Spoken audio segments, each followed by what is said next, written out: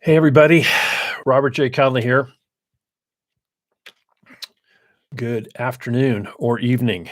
I am an entrepreneur. I am trained in accounting. I had a productive 20-year commercial real estate career, and I'm an expert on personality types and natural abilities. And I'm here to help you solve your problems. I invest the time to understand your personality type and natural abilities.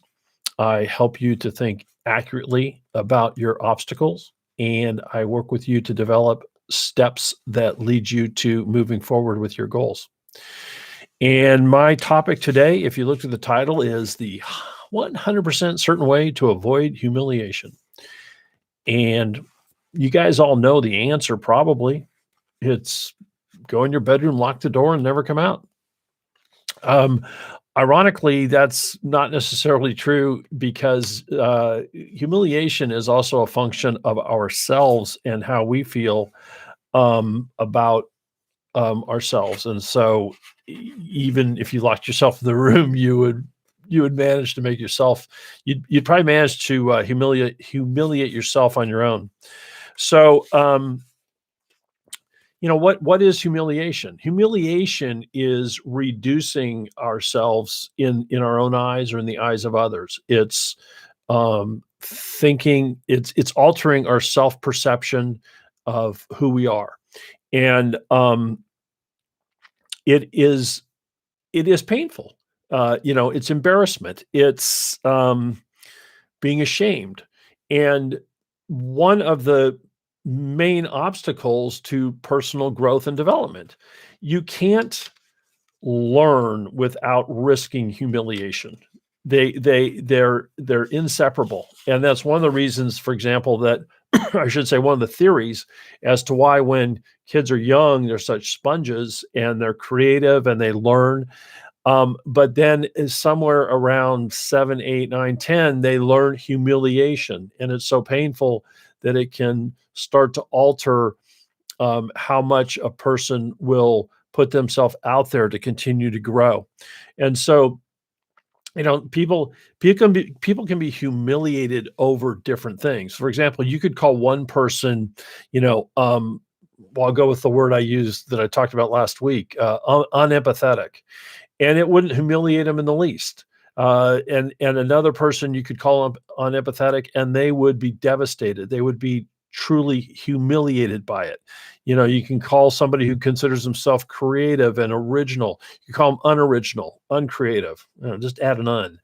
And you would be attacking them and humiliating them at the very essence base of their being. Someone who prides themselves as being dependable, attack that. And so I'm not telling you these things. I'm not telling you these things to give you ways to humiliate others. I'm trying to heighten your awareness of how you might inadvertently humiliate someone without even meaning to. And so, as I said, the barrier to each of us individually growing is how much humiliation we can handle. I don't know how many people would know this who are watching this, but Michael Jordan, considered by many to be, definitely a top 5 all-time great national NBA basketball player. And he took a few years off from his basketball career and attempted to play baseball. And you could consider it to be an outsider would say, wow, that really was humiliating for him.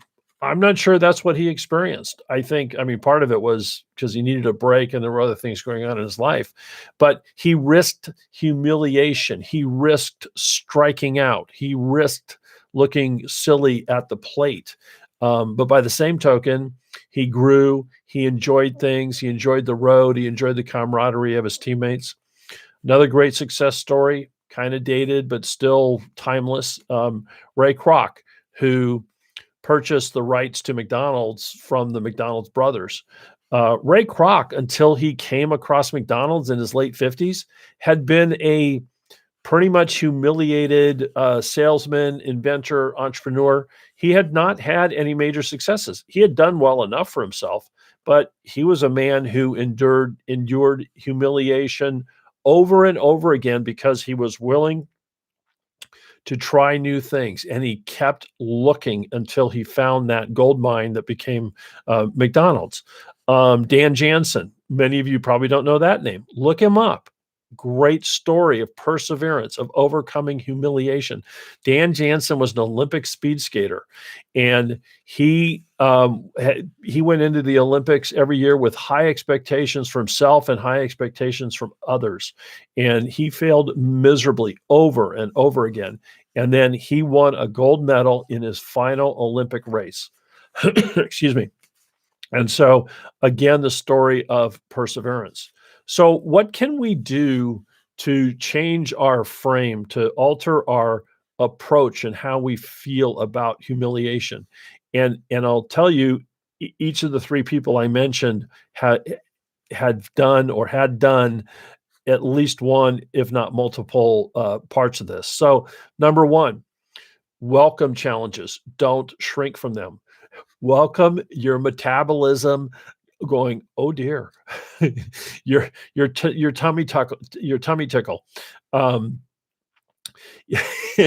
Years ago, I dabbled in stand-up, comedy, and if you want pure twisted exhilaration, tell a joke and then have the room be so quiet you can hear the bearings in the air conditioner.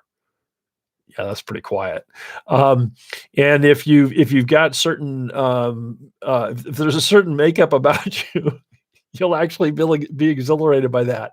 But others could be absolutely devastated, could be just humiliated by it. So welcome challenges. Embrace uncertainty.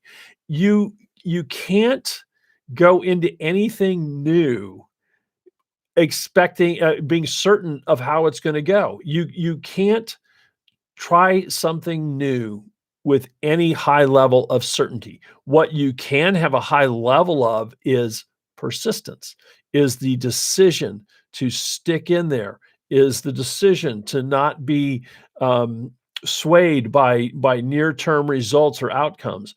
It's the decision to hug and hold and love persistence. Persistence is your friend. Persistence, even when others are telling you you should give up. Persistence is the game changer between something good happening for you and something not. And you know what? Persistence is hard. And when you embrace that, it becomes easier. Next, focus effort on what matters. Figure out in your pain, figure out what matters. Figure out what are the few things that you need to change to get better. And so don't just keep willy-nilly. Don't dive into or embrace humiliation. Embrace focus. Embrace really examining, thinking clearly about what's working, what's not working, and work to fix it. Criticism. Listen to criticism. If it's about the technique or about how you're doing something. If it's criticism about you, if it's a personal attack, that goes in one ear and out the other. I don't know anybody yet good enough. I mean, the best way is to just not engage in it at all. But if it hits your ears, make sure it dumps out as soon as you hear it.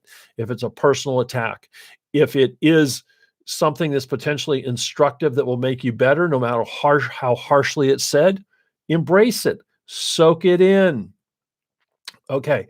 And the last thing to do is study others, read biographies, watch documentaries, watch movies.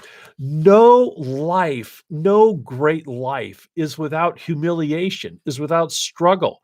And so what I can tell you from having put myself out there many times, from having completely changed careers 3 times, is that the short little blips of humiliation you'll experience are nothing compared to the rewards you'll experience from really going after something that you value and that is something that just lights you up. So that's what I've got. Embrace humiliation. It's the only path by which you can continue to grow and develop and have a lot more fun in life than if you try to avoid it. That's what I've got. Robert J. Conley signing off. I'll see you next time.